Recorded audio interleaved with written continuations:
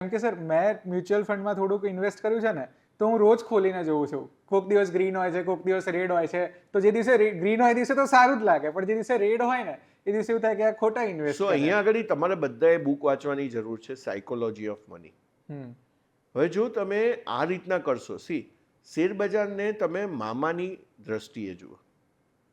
મામાની દ્રષ્ટિએ તમને એક્ઝામ્પલ આપું. વોટ ઇઝ મામાની હા, દ્રષ્ટિએ? હું એ પૂછવા જ જતો હા, હતો કે મામાની દ્રષ્ટિએ એટલે મામા શું હોય? તો હવે સમજો કે ભાઈ આજે કોઈ બેન છે, સિસ્ટર છે.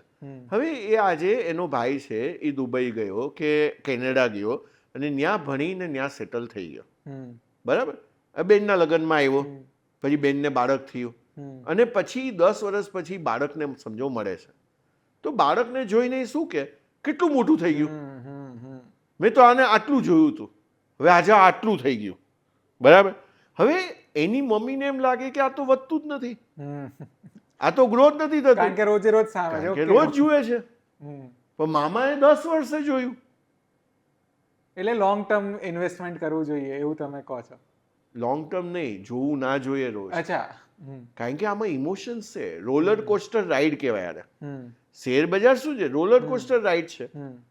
હવે તમે મારી ઇન્વેસ્ટર મીટ થાય છે હર મહિને અને મેં લોકોને અમારા બુલેટિન મોકલાવ્યા. હવે તમે 44 વર્ષની 45 વર્ષની જ્યારે છેલ્લી સાયકલ જુઓ છો તો એમાંથી તમે જોશો કે 4 વર્ષ સુધી માર્કેટ જે છે એ નેગેટિવ રિટર્ન આપી રહ્યું છે અને એક વર્ષે તમને એ 5 વર્ષમાં રોલિંગ રિટર્ન 20% થઈ ગયું. પણ તમે જે 4 વર્ષ તમે જે કાઢ્યા અથવા તમે કોવિડના ટાઈમમાં માર્કેટ 25-30% ડાઉન હતું, તો જેના કરોડના પોર્ટફોલિયો હતા એ 70 લાખના થઈ ગયા. હવે આ બધા ફેઝિસ તમે જ્યારે જુઓ છો, હવે 2008માં સાહેબ લોકોના 80% પોર્ટફોલિયો માઇનસ હતા. ઓહો, એટલે 100 રૂપિયાના સીધા 20 થઈ ગયા. હા, તો મારા જેવું કોઈ વ્યક્તિ હોય ને સર, તો હવે એ તો તમે પૈસા કાઢી લે. હા, તમે રોજ જુઓ તો શું થાય? હા, કાઢી જ લઉં હું તો. પણ અહીંયા ટર્મ આવે ભારત પે ભરોસા. હવે તમે ભારત પે ભરોસા એટલે શું? તો આપણે એમ કહીએ કે ઇન્ડિયા જે જીડીપી વાઇઝ છે, તો આપણે ઇન્ડિયા કઈ કન્ટ્રીમાં આવે? તો કે ટોપ 4. આપણે જાપાનને પાછળ નાખ્યું અને આપણે આગળ વયા ગયા, તો આપણે ચોથી આજે કન્ટ્રી છે, બરાબર છે. હવે એમાં આપણે અત્યારના $4 ટ્રિલિયન આપણે ઇકોનોમી બન્યા છે, બરાબર. હવે આ $4 ટ્રિલિયન ઇકોનોમી બનતા આપણને 1947 થી લઈને આ 2025 સુધીમાં આપણે પહોંચ્યા. પણ પહેલું ટ્રિલિયન તમે જુઓ ને તો મેજોરિટી ટાઈમ તમને પહેલા ટ્રિલિયનમાં લાગ્યો અને છેલ્લું જે ચોથું ટ્રિલિયન જે બન્યું છે એ અત્યારના 5-6 વર્ષમાં આપણે આ બધી જર્નીમાં પહોંચી ગયા છે. હવે નેક્સ્ટ ટ્રિલિયન ક્યારે બનશે? અને 2030માં તો આજે મોતીલાલ ઓસવાલ કરીને બહુ મોટું એક ફંડ હાઉસ છે, તો મોતીલાલ ઓસવાલમાં જેમાં મારા બહુ સારા એવા મેન્ટર છે રામદેવ અગ્રવાલ. હવે રામદેવ અગ્રવાલનો હું એક પોડકાસ્ટ જોઈ રહ્યો હતો, આવો ઇન્ટરવ્યૂ જોઈ રહ્યો હતો અને એમનું કહેવું શું છે, અહીંયાથી હર 5 વર્ષે માર્કેટ ડબલ થશે. ઓકે, એટલે હવેથી જે સમય આવશે એમાં 5 વર્ષમાં માર્કેટ ડબલ થશે. તો એમનું ગણિત બહુ સિમ્પલ છે. તો એ કે માર્કેટ સમજો તમને 15% રિટર્ન આપે છે, તો 5 વર્ષમાં 15% જો કમ્પાઉન્ડિંગ રિટર્ન હોય તો 5 વર્ષમાં ડબલ થઈ જાય, બરાબર છે. તો એને પોડકાસ્ટમાં શું કહે છે તો કે ભાઈ તમારા જે પણ તમે ઇન્વેસ્ટ કરો છો એમાં તમને 15% તો રિટર્ન મળવાના છે. ફિક્સ છે. હા, ફિક્સ નથી, વેરિયેબલ છે. એટલે 4 વર્ષે માર્કેટ જે મેં પહેલાનું એક્ઝામ્પલ લઈએ તો 4 વર્ષ માર્કેટ જે ડાઉન હતું અને 5મે વર્ષે રિટર્ન આવીને મારા 15% થઈ ગયા. ઓકે, તો એ અત્યાર સુધીનો ટ્રેન્ડ છે ને. અહીંયાથી પણ ભારત પર જો ભરોસો હોય તો મ્યુચ્યુઅલ ફંડ જેવું આજે બેસ્ટ ઇન્વેસ્ટમેન્ટ કોઈ નથી. પણ સર એક એવું મીથ છે, લાઈક બહુ બધા લોકો એવી ચર્ચા કરતા હોય છે કે મ્યુચ્યુઅલ ફંડ ખાલી પૈસાદાર લોકો માટે જ છે, એટલે જ પૈસાદારો વધારે પૈસાદાર થઈ રહ્યા છે. તો આ મીથ કેમ છે? મતલબ એને કઈ રીતે આપણે સમજી શકીએ? પૈસાદાર વધારે પૈસાવાળા. હવે આજે મને તમે કહો કે આપણે ગૌતમ અડાની લઈએ, આપણે બિલ ગેટ્સ લઈએ, આપણે સ્ટીવ જોબની જે કંપની એપલ લઈએ કે એના આજે સ્ટેક હોલ્ડરને જોઈએ, આપણે મુકેશ અંબાણીને જોઈએ, એની નેટવર્થ કેવી રીતના કેલ્ક્યુલેટ થાય? તો એનો જે સ્ટેક છે, આજે જે શેર પ્રાઇસ છે is equal to any net worth થાય. હવે મને કહો 20% માર્કેટ ગયું તો મુકેશ અંબાણી બધા એના શેર વેચી કાઢશે જે તમે હમણાં બોલ્યા? એને બધા શેર ગૌતમ અડાની એના બધા શેર વેચી નાખશે, બધા સ્ટોક વેચી નાખશે, હા કે ના? ના વેચે. ના વેચે. હા. તો આપણે કેમ વેચી નાખીએ છીએ? કારણ કે આપણને ભારત પર ભરોસો છે. ભારતની જે કંપનીઓમાં આપણે જે ઇન્વેસ્ટ કરેલું છે, અને સિમ્પલ આજે કેમ આપણે કહીએ છીએ કે ભાઈ મ્યુચ્યુઅલ ફંડ થ્રુ જાઓ. આજે આપણે તમને સમજો દાંતમાં દુખે છે, તમે કોની પાસે જાઓ છો? દાંતના ડોક્ટર પાસે. દાંતના ડોક્ટર. તમે કેમ નથી કાઢતા? આપણાથી ના કરાય. તો અહીંયા આપણને સમજાય છે, હા. રાઈટ? તો મ્યુચ્યુઅલ ફંડ પાસે શું કામ જવાનું? જેવી રીતના દાંતનો ડોક્ટર છે, મ્યુચ્યુઅલ ફંડ ડોક્ટર છે.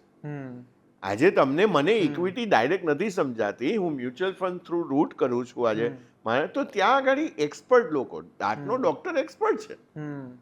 આજે મારે હાર્ટ સર્જરી કરાવી છે, એક્સપર્ટ છે. લોયર એક્સપર્ટ છે.